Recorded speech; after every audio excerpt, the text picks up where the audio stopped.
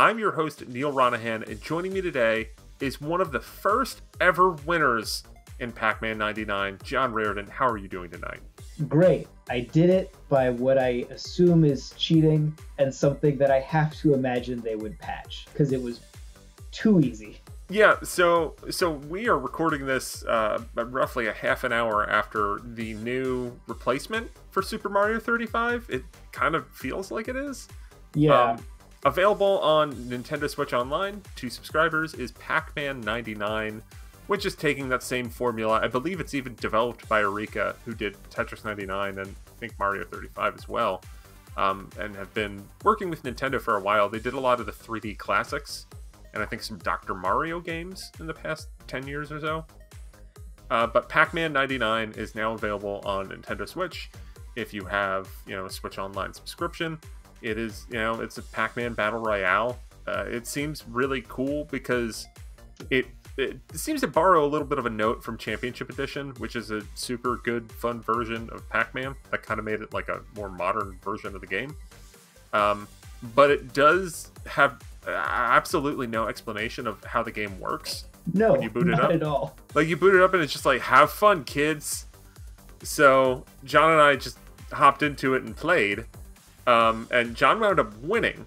But here's what we kind of put together as we were like texting as we were playing the game, is that the actual pellets don't seem to actually do anything as far as we can tell. So John, why don't you share with us your game-winning strat?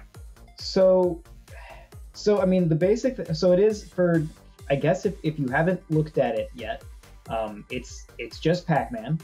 You've got ghosts running around, you got power pellets in the corner, you've got a bunch of little pellets, which, like Neal said, we don't think do anything. And then there's fruit that occasionally spawns in the middle that also resets the board when you get it, and which means you get new power pellets in the corners. Yeah. You can stack ghosts into trains by getting these little ghost icons along the edge of the map. Which they show up when you get a fruit to kind of reset the board. They'll show up in those kind of the two connecting paths from the top to the bottom. Yes, and anytime you eat a ghost, it sends a jammer Pac-Man. We Pac-Man, realized. Which is like an outline of a Pac-Man to the other players, and if it runs into them, it causes them to slow down. And sometimes in the late game, it sends a red jammer Pac-Man, which will actually kill them. The jammer Pac-Mans will disappear if they run into you, slowing you down, or if you get a power pellet. The red jammer Pac-Men only disappear if you get a fruit. So all this to say that after me and Neal realized that getting the pellets doesn't matter, like clearing the board doesn't seem to do anything, because that fruit to reset it seems to just be on a timer. I will say they do track how many times you get full board clears in like the stats section, but I still, which I guess is, if anything, that's nice for non-winners to have those stats to feel good about. But here's the thing. If you just camp your Pac-Man next to a power pellet and wait while everyone else dies, and then like once a ghost gets near you, you get the power pellet, get out of there. While you're getting away going to another power pellet, you go ahead and stack up a ghost for next time with the little ghost stacky things. You go and hang out by another power pellet, wait until a ghost gets near you, get that one, clear out that train of ghosts you just made, and go to the next power pellet, hopefully starting a new train on the way. And you just slowly keep doing this. And by the time you have like one power pellet left, pretty much guaranteed that there will be fruit there.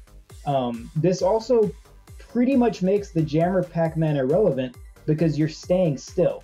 So it doesn't matter if they want to slow you down. And ideally, you position yourself like literally right next to the power pellet.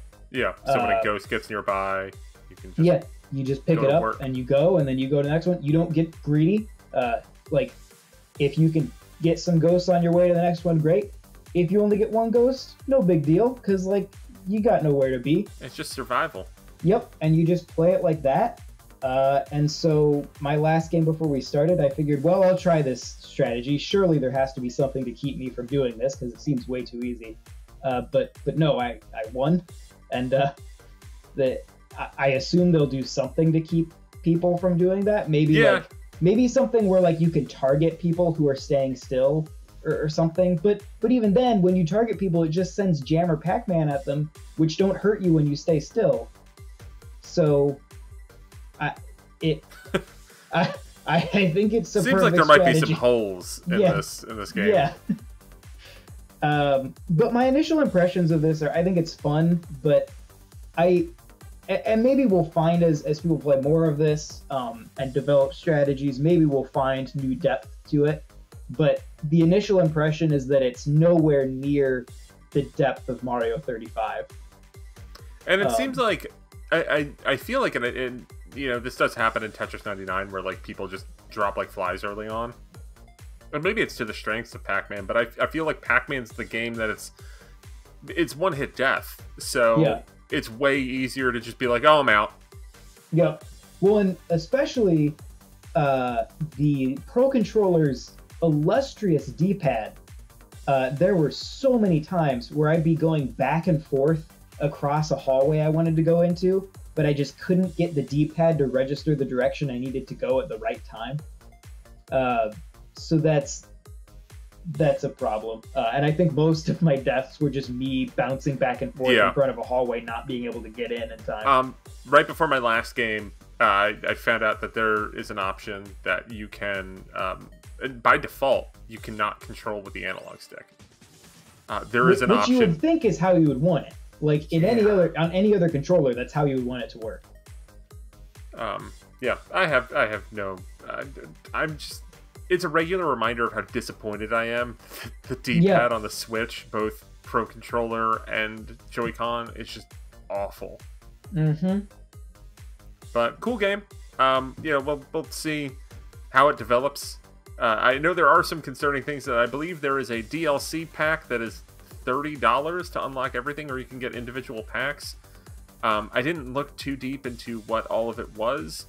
There's a bunch of themes, which actually, I will say the themes seem pretty cool, because it's different, Namco arcade games. Like, I know, like, there's a Tower of Jiraga skin, there's a Xevious skin, and it seems like it like completely remaps what the board and maybe even the ghosts look like. I know, like, the character that you're controlling will change with it. And that's pretty neat. I don't know if it's, who knows if it's worth all the money. And I know there is some consternation in that in Tetris 99, it came post-launch, but you could do friend matches.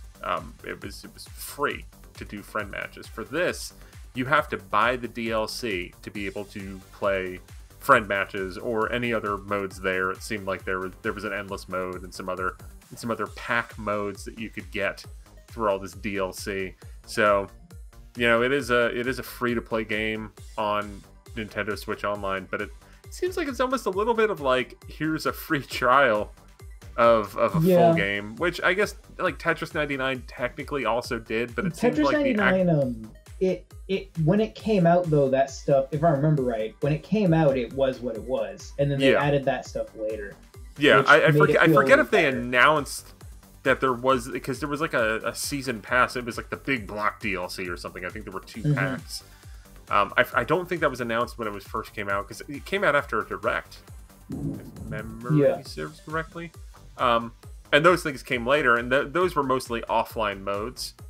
And that seems like some of what's in Pac-Man 99, but it does seem a little bit more insidious than how Tetris 99 and even Mario 35 was positioned. Well, in all fairness, Mario 35 never even had the option to play with friends. Yep.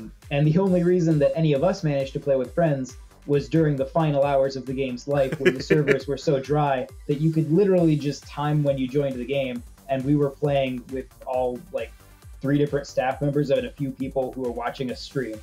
So, I mean, the ability to play with friends, I wouldn't say it's like a precedent or anything for these.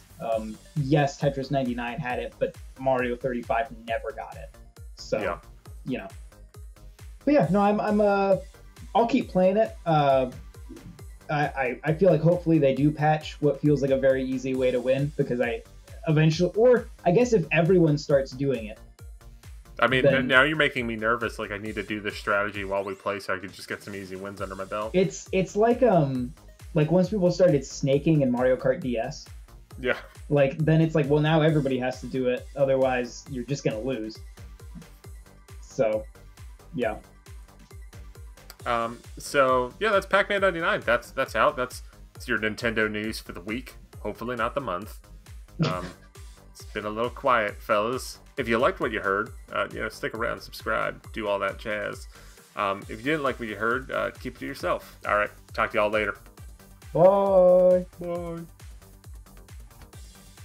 This video was made possible by our generous supporters on Patreon. Did you know that Nintendo World Report is funded directly by fans like you?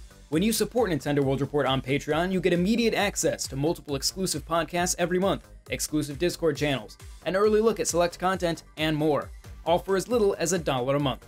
Check out patreon.com/NWR for all the details.